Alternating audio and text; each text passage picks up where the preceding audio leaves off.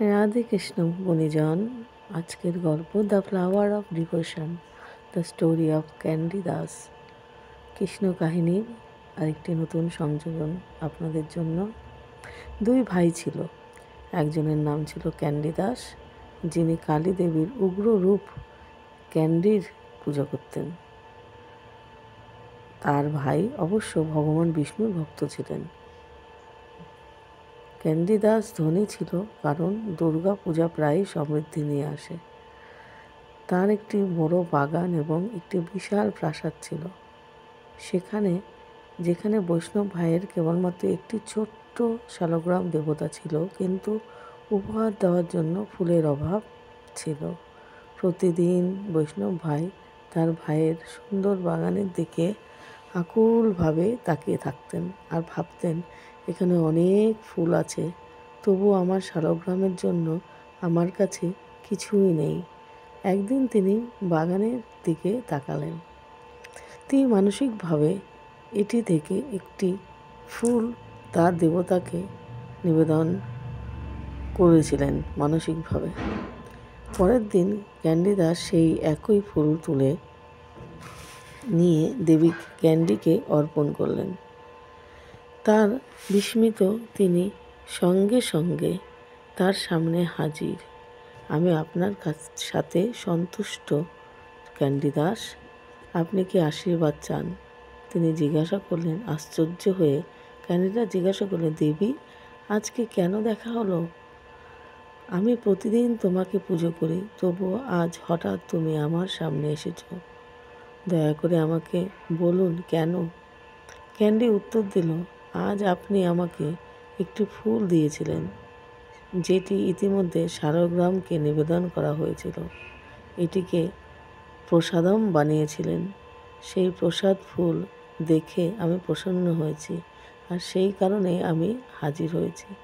Candy Das বিভ্রান্ত হয়ে জিজ্ঞাসা করলেন, যদি শালগ্রাম তোমার থেকে শ্রেষ্ঠ হয়, তাহলে তুমি আমাকে কেন একবারও বলনি? ক্যান্ডি দাস, তুমি আমার পরিবর্তে শালগ্রামের পূজা করো। দেবী উত্তর দিলেন, আপনি আমাকে কখনো জিজ্ঞাসা করেননি কে পরম। জিজ্ঞাসা করলেই বলতাম। আমি জানি কে পরম।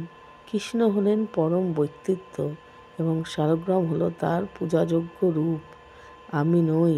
কিন্তু যেহেতু আপনি আন্তরিকভাবে আমাকে উপাসনা করতেন, তাই আমি অনুমতি দিয়েছি। আশা করেছি যে একদিন আপনি উপাসনার আসল উদ্দেশ্য শিখবেন এবং খুঁজে পাবেন। কথাটা শুনে ক্যান্ডি দাসের মনটা অনুশোচনায় ভরে গেল। তিনি বললেন, আমি অজ্ঞতা আমার জীবন নষ্ট করার জন্য সত্যি দুঃখিত। দয়া করে আমাকে ক্ষমা করুন। এখন থেকে আমি শালগ্রামের পূজাই করব। ক্যান্ডি হেসে বলল, ক্ষমা করার কিছু নেই। আমি আপনার জন্য খুশি। গিয়ে শালগ্রামের পুজো করো। অনুতাপে পূর্ণ ক্যান্ডি দাস তার ভক্তি উপলব্ধি প্রকাশ করে অনেক গান রচনা করেছিলেন। শ্রী চৈতন্য মহাপ্রভু নিজেই পরে এই গানগুলি শুনবেন এবং আনন্দে পরিপূর্ণ হবেন। শেখার পাঠ। এখান থেকে আমরা কি শিক্ষা পাই? এই গল্পটা আমাদের আন্তরিক ভক্তির গুরুত্ব ও উচ্চতর সত্যগুলি যখন আমাদের কাছে প্রকাশিত হয়, তখন তা গ্রহণ করার নর্মতা শেখায়।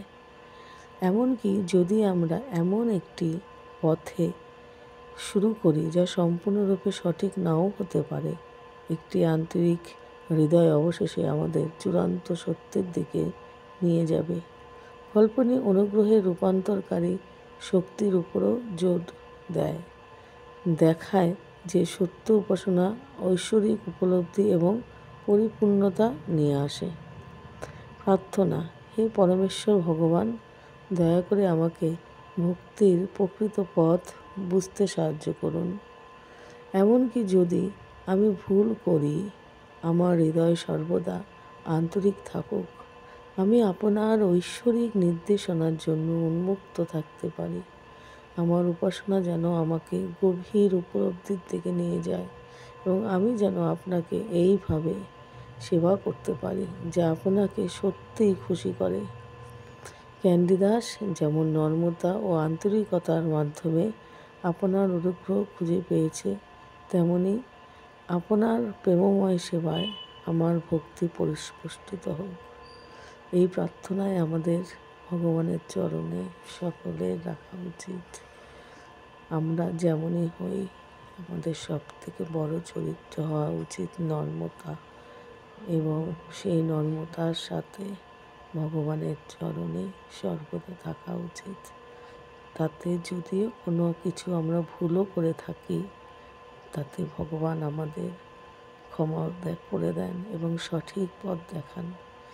তাই জীবনের সমস্ত ক্ষেত্রে নর্মতাকে ধরে থাকার চেষ্টা করুন আর ভগবানের সেবা করুন। ভগবানের চরণে দাস যেন আমরা হতে পারি, এই প্রার্থনা আমার শ্রী রাধা গোবিন্দের চরণে রইল।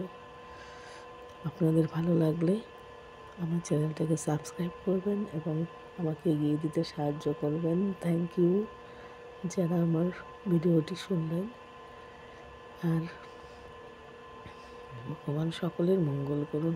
ভালো থাকবেন।